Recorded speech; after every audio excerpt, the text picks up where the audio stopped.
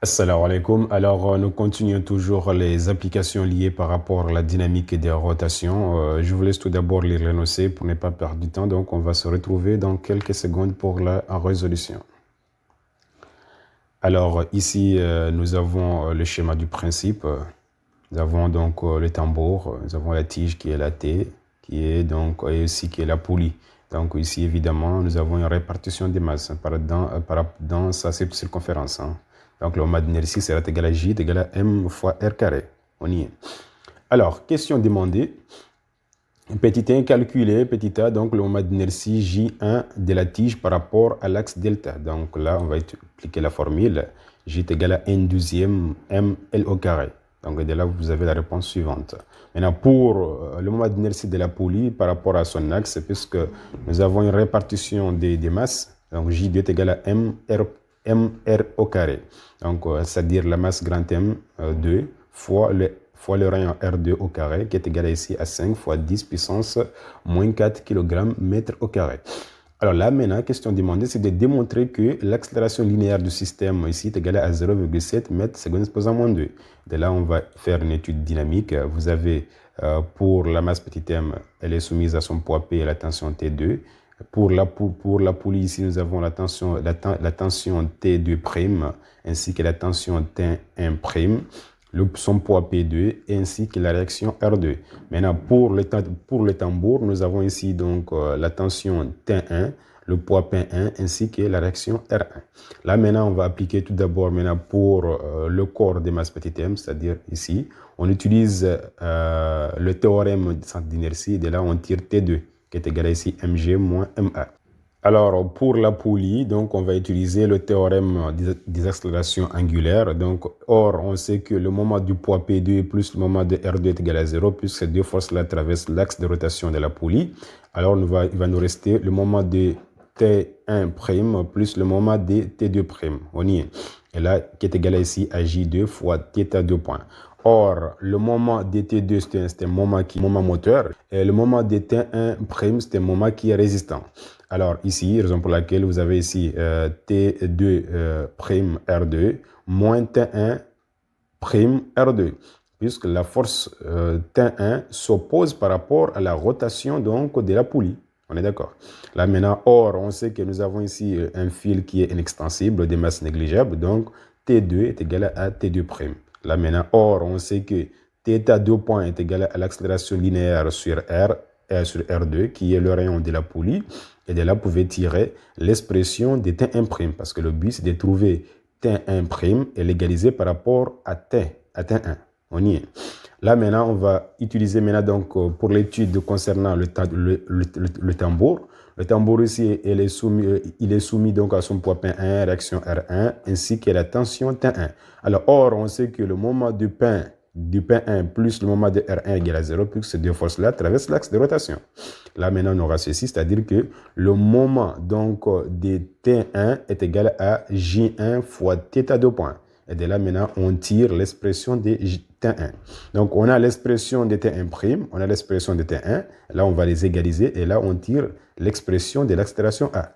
Et après calcul, on trouve effectivement une valeur de 0,7 mètres seconde exposant moins 2.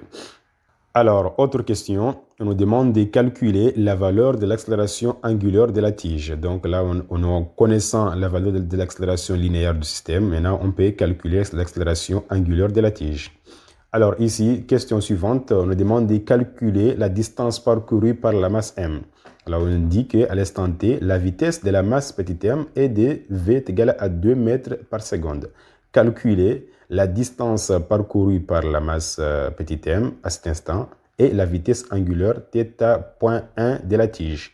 Là maintenant, on peut utiliser la relation indépendante du temps, c'est-à-dire nous avons variation de la vitesse au carré est égale ici à 2a fois d, c'est-à-dire 2 fois l'accélération fois la distance d parcourue, et de là on peut tirer la distance d parcourue, sachant que la vitesse initiale est égale à 0. Et là, maintenant, vous pouvez déduire la valeur donc de la vitesse angulaire correspondante, qui est de 40 radians seconde exposant moins 1. Alors, la question suivante, ici, on nous demande de déterminer le nombre de tours effectués. Maintenant, on peut utiliser la relation indépendante du temps, sachant que la vitesse initiale est égale à 0. Et là, on trouve donc oméga final au carré, qui est égal à ici 2 fois θ2 point fois variation de θ. Or, la variation de θ est égale ici à 2 pi n. Et là, de là, on peut tirer n qui est égal ici à 9 tours. Alors, autre question, on nous demande de déterminer l'instant donc où la masse m atteint donc la vitesse v est égale à 2 mètres par seconde. Là, maintenant, on va utiliser la loi du mouvement puisque nous avons un mouvement qui est uniformément varié. Donc, on aura θ.1 est égal à θ2.1 fois t. Alors, on tire la durée t correspondante qui est de 2,8 secondes. Alors, maintenant, autre question. À l'instant t, le fil reliant le tambour et la masse M casse. Maintenant, on applique une force de potentiel grand F à la poulie d'intensité F pour l'arrêter. Montrer que le mouvement est circulaire uniformément décéléré. Là, il n'y a pas de problème. Vous avez le système. Après rupture du fil, on aura donc le système suivant. Donc, la poulie sera soumise, à son poids P, à la réaction R, ainsi qu'à la force de frottement.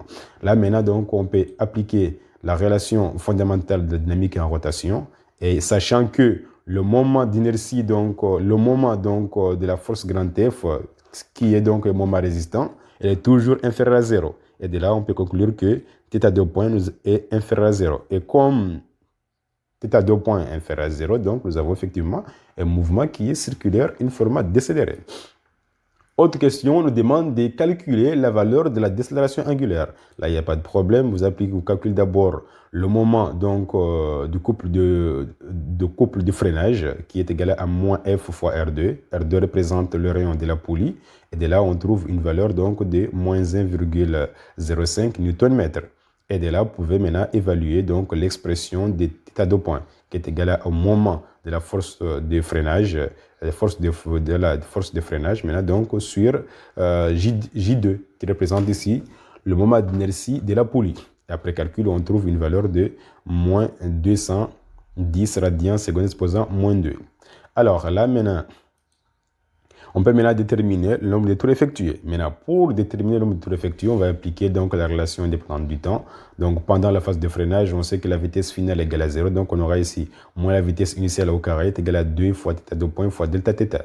Alors, delta θ représente ici la variation de la vitesse angulaire qui est égale à 2 pi n. On peut tirer donc n est égal à ici à moins oméga 1 au carré sur 2 pi fois θ2 point. Et de là, on trouve une valeur de 0,6 tours. Alors, la question suivante, c'est de déterminer la durée de freinage. Maintenant, or, on sait que la vitesse finale est égale à 0, donc on utilise ici θ.2 est égal à θ2.t plus θ.1, c'est-à-dire la vitesse angulaire initiale. Or, la vitesse angulaire finale donc, est égale à 0, parce qu'elle correspond au point d'arrêt. Alors là, vous pouvez tirer donc la durée de freinage t, qui est égale à 0,19 secondes. Maintenant, autre question nous demande de déterminer l'angle balayé par la poulie pendant cette phase. Donc là, il n'y a pas de problème. Donc, on sait que l'angle balayé ici est de delta θ. On connaît la valeur du nombre de tours effectués pendant cette phase-là. Donc, on écrit la variation de l'abscisse angulaire est égale à 2 pi n. Avec n est égal à 0,6, on trouve un angle de 3,77 radians. Là-dessus, je vous remercie. On se trouvera prochainement pour un nouveau tuto.